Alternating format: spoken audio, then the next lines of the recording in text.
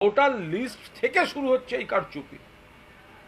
ফলে কে কোথায় কি বোমা ফাটাতে যাচ্ছেন পরের কথা, মহারাষ্ট্রে ফাটাননি কেন, দিল্লিতে ফাটাননি কেন, সে তাঁদের বিষয়। কিন্তু সারা দেশকে এই ভোট চুরি সম্পর্কে, ভোটার লিস্টের কারচুপি সম্পর্কে যিনি সতর্ক করেছেন তার নাম মমতা বন্দ্যোপাধ্যায়। এবং আমাদের নেতৃত্ব গোটাটা খতিয়ে দেখছেন, নজর রাখছেন। নির্বাচন কমিশনকে বারবার বলা হচ্ছে বিজেপির কথায় চলবেন না, নিরপেক্ষভাবে চলুন, এবং একজন বৈধ ভোটারের নামও আমরা পশ্চিমবঙ্গ থেকে বাদ দিতে দেব না।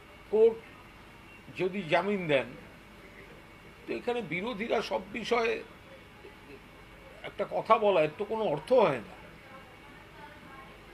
কোনো ঘটনা, খারাপ ঘটনা, পুলিশ ব্যবস্থা নিয়েছে। পুলিশ যদি ব্যবস্থা নেয়, তারপরে বিষয়টা কোর্টে গিয়েছে, তাহলে কোর্টের অন্য পক্ষ যারা ছিলেন তারা আপত্তি করলেন না কেন, বা করে থাকলে তারা কি বললেন? এবার জামিন দেয়া হবে অথবা দেয়া হবে না, সেটা তো মাননীয় বিচারকের সিদ্ধান্ত। জনগণ দ্বারা প্রত্যাখ্যাত একটা মানে শতাব্দীর সেরা রাজনৈতিক উদ্দেশ্য প্রণোদিত একটা ফ্লপেস্ট কারবার নিয়ে, বিয়েবাড়ির ক্যামেরা নিয়ে অনেকে বিয়েবাড়ির ভিডিও শ্যুট করতো, সেই মানের জিনিসপত্র তৈরি করা মাল, ওই সব জিনিসপত্র নিয়ে আমরা কোনো কমেন্ট করছি না। কেন্দ্রীয় অর্থমন্ত্রী এই যে আজকে সুফল বোঝাচ্ছেন, এটা তো ছিল কুফল।